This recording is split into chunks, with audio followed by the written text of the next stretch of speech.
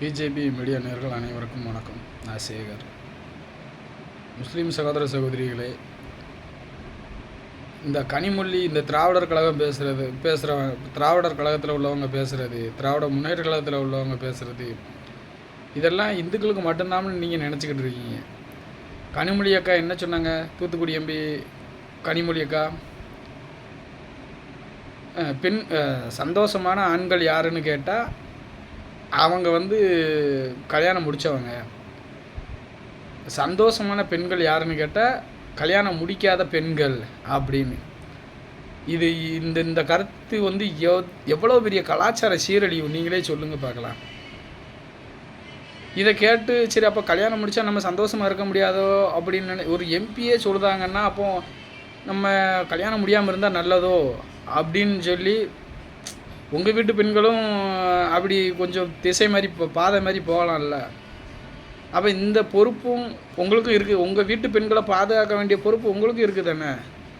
நீங்கள் இந்த பெரியாரிஸ்ட் எல்லாத்தையும் யோசிச்சு பாருங்கள். அவங்களுக்கு உங்கள் மதத்துப்படியே பெண்கள் இப்படி தான், அவங்களுக்கு சுதந்திரம் இல்லாமலாம் இல்லை, அவங்களுக்கு தான் ஆண்களை விட பொறுப்பு அதிகம் பெண்களுக்கு தான். அது உங்கள் மதத்தில் இருக்கிறவங்களுக்கும் தெரியும், இந்து மதத்தில் இருக்கிற எங்களுக்கும் தெரியும். நல்லா யோசிச்சு பாருங்கள். ஐயா கி வீரமணி அவர்கள் என்ன சொன்னார்? சந்தோஷத்துக்காக ஒரு மனுஷன் குழந்தை பெற்றுக்க முடியும், வித்தவுட் ரெஸ்பான்சிபிலிட்டி. இது உங்களுக்கும் தானே, பொதுவான கருத்து தானே, உங்களுக்கும் தானே, உங்கள் வீட்டு பெண்களுக்கும் தானே இது. அப்போ நீங்கள் எல்லாம் தானே இந்த டிஎம்கேக்காரன் தான் கலாச்சார சீரழிவை, நம்ம வீட்டு பெண்களையும் நம்மளோட குடும்பத்தோட கலாச்சாரத்தை கெடுக்கிறதே இந்த டிஎம்கேக்காரங்களும் டிகாக்காரனுங்களும் தான். தாலி அறுப்பு போராட்டம்னு ஒன்று நடத்துகிறாங்க. ஏன் ஓம் பொண்டாட்டி புள்ளெல்லாம் தாலி கட்டியிருக்கா, பூ வச்சுருக்கால, பொண்டாட்டி பிள்ளைகிட்ட இருந்து ஆரம்பிக்க வேண்டியனே. ஏன் அவங்கக்கிட்ட இருந்து ஆரம்பித்தா வேலைக்கு ஆகாதா? நீங்கள் முஸ்லீம் சகோதர சகோதரி இதெல்லாம் நீங்கள் கேட்க மாட்டீங்களா? இப்போ உங்கள் வீட்டு பெண்களும் இவங்க சொல்கிற மாதிரி அலையலாமா?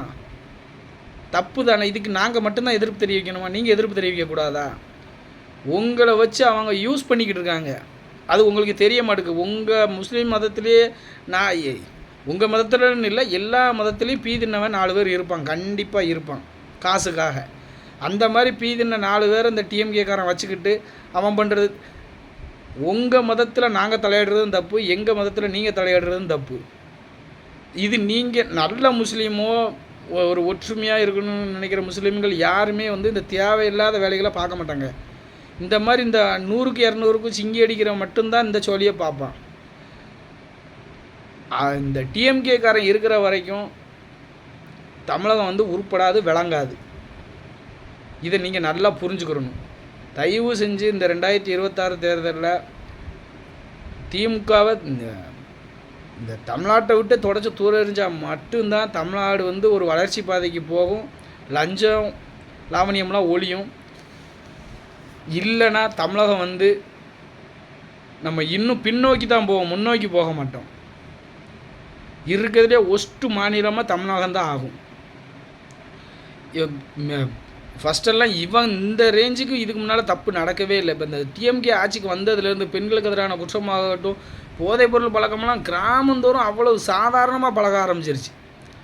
இவங்க என்ன ஆட்சி நடத்த போலீஸ் அப்புறாணி மக்களை தான் பிடிச்சிட்டு போய் எஃப்ஐஆர் போடுதானே தவிர இந்த திருடனையும் கொலைகாரனையும் கொள்ளைக்காரனையும் பெண்களுக்கு எதிராக குற்றம் போடுறவனையும் ஒன்றுமே செய்ய மாட்டேங்கான், விட்டுருதான். ஏன்னா அவன் பூரா டிஎம்கேக்காரனாக இருக்கான், அவன் டிஎம்கேக்காரனுக்கு பயந்துக்கிட்டு ஒன்றுமே செய்ய மாட்டேங்கான். இந்த போலீஸ்காரன் பூரா டிஎம்கேக்கார தானே சம்பளம் வாங்குறான், மக்களோட வரி பணத்தில் சம்பளம் வாங்கலை. டிஎம்கேக்காரன்ட்ட சம்பளம் வாங்குற மாதிரி நினச்சிக்கிட்டு அவனுக்கு ஒவ்வொருத்தனும் டிஎம்கேக்கு ஆதரவாக தான் செயல்படுறான். அவன் என்ன தப்பு பண்ணாலும் கண்டுக்க மாட்டான். அவன் மேலே எஃப்ஐஆர் போட்டோம்னா எஃப்ஐஆர் போய் அவன் மேலே நம்ம கம்ப்ளைண்ட் கொடுத்தோம்னா அவன் நம்ம மேலே தான் திரும்ப எஃப்ஐஆர் போடுதான். இதை நீங்கள் தயவு செஞ்சு புரிஞ்சு 2026 தேர்தலில் பாரதிய ஜனதா கட்சிக்கு வாக்களிக்கணும்னு உங்களை தாழ்மையோடு கேட்டுக்கொள்கிறேன். நன்றி, வணக்கம். பாரத் மாதா கி ஜெய்.